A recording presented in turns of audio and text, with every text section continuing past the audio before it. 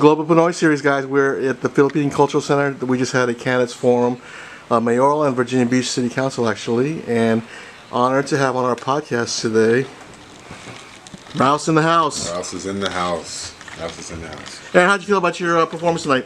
You know, I'm very proud of my performance tonight. I feel good about it, but as anything, you always want to make improvements. You always want to continue to grow, and that's what it's about. And so I'm looking forward to improving and always getting better.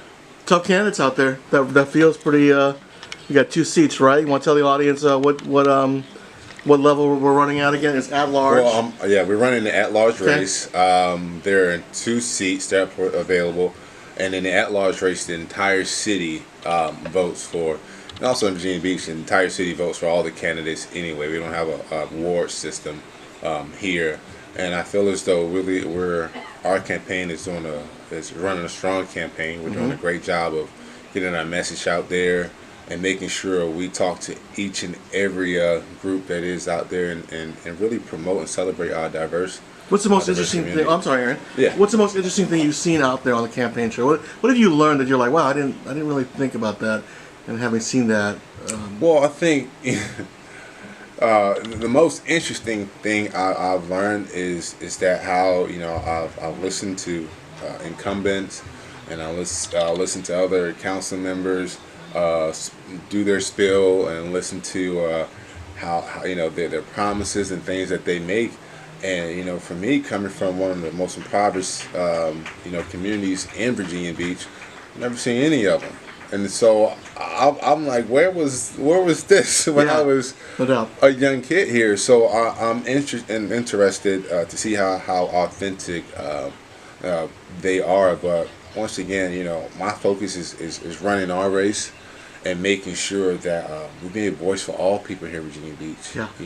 We need a council that's more reflective of our community, that celebrates our diversity here. And that's something I've been doing since I've been in college and high school. I've been in all communities. It's something I'll continue to do is serve the people, all people. That's good stuff. Everyone's talking about flooding and Yeah. they're talking about the budget. I mean, what other hot button issues on in your office if you're Councilman Rouse? What are you going to address right away? Well, November 13th. Everyone's talking about flooding, but it's important that you make sure you build that trust back in the community, in the people. So that means we're a tourist town, but servicing and valuing the people that live here year round. Our teachers, our firefighters, our first responders, their staff, in our community. I think, before we can even talk about development here, if we don't value our residents and provide a platform where they can voice their concerns, have input on the decisions that we make, that we're supposed to make with their input, Sure. then we don't have a community. Okay. So we have to get back to building that trust between each other. So I want to be a champion for the people and a leader for a new generation of leaders. On the fun side, Aaron, what's going on with Green Bay? Are we man. relying on Aaron? Are we going to rely on Rodgers all year, or? You have to. I mean, Yeah. that's the reason why you pay them the big bucks, right? Okay. Again, they have some weapons down there on Green Bay, but one of the issues Green Bay has always had is their offensive line. And now with Khalil Mack being in their conference, you got to really take a hard look at how you're going to beef up that offensive line and protect Aaron Rodgers. You see, he's dealing with an injury that you don't want to nag for 16 weeks. You see a defense that is looking for a leader. And you have some leaders, some guys that's been there, but I think it's time for them to step up and lead the team. But it's very early it's very early in the season. What you'd like to see between weeks 2 and 3 is growth. That's how you know really what type of team you have throughout the season. And once again, NFL, every game is so important. So you want to position yourself to make a playoff run or to be in the hunt for the playoffs. And you're a defensive player, Aaron. Mm-hmm. That hit that Clay Matthews put on the quarterback, is that going to be the new NFL? You can't hit the guy within even a half step now. Well, yeah, I mean, I think it's something that they've continuously tried to work on. It is a new NFL, but I think some of the leaders in the NFL forget to understand that you cannot take the physics out of football. Right. You know, football is a physical sport, a hard-hitting sport. And so if you're going to call the game that close, then you're going to have to do things to really bring back people's involvement or excitement about it, because people love defense as much as they love offense. And when you have a especially historic franchise, that's the Green Bay Packers and the Vikings, that rivalry end in a tie, you know, that's like what? Okay. You know, go against everything you stand for. A tie. You're like, no, we don't do ties. You battle it out to someone that remains victorious. Who's your favorite one or two safeties right now in the NFL? Well, I like Earl Thomas for Okay. his just commitment, his hard work that he puts in the off season as well. And then you know, there's some other young guys, but right now they have to prove their worth.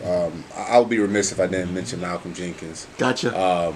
His leadership Yeah. for what he does on and off the field. You can see it transpires or translates to the team, and not just on the defensive side of the ball. You look at that tough loss they had this past weekend, where it's like, hey, we're not going to panic. We've been here before. It's early in the year. We have 13 more games to go.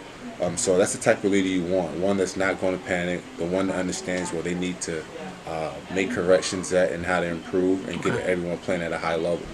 If folks want to volunteer or donate money to the Aaron Rouse campaign, Facebook, where do they go, Aaron? Please, on Facebook, Twitter, Instagram, follow us on Aaron Rouse VB. That's AARON, Rouse ROUSE VB, and that name goes for all our social media.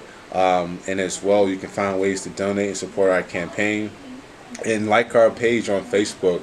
Hey, and then send me your guesses or your picks for each week in the NFL. Oh, right on. We should do that. And I'll give you my thoughts on that. Okay. And this weekend, yeah, there you go. I got to shout out Virginia Tech Hokies. That's right. My alma mater. That's right. We'll be coming to town, Hampton Roads, to play the ODU Monarchs, and the game that I'm very interested in. And you can check me out on, if you're local, Channel 13 News here. I'll be doing the breakdown how that game will play out and how my Hokies will succeed. And we hope you're going to come out to Phil Fest at the Rudy Loop. Yes, down at the I'll beach be there. area. I'll be there. We got to celebrate diversity within our community and take advantage of it. So I'll be there. Love it. Thanks, Aaron Rouse. Thanks for coming to our podcast. Thank you. That's great, Aaron Rouse, guys, with Global Pinoy Series. We're at the PCC. Thank you.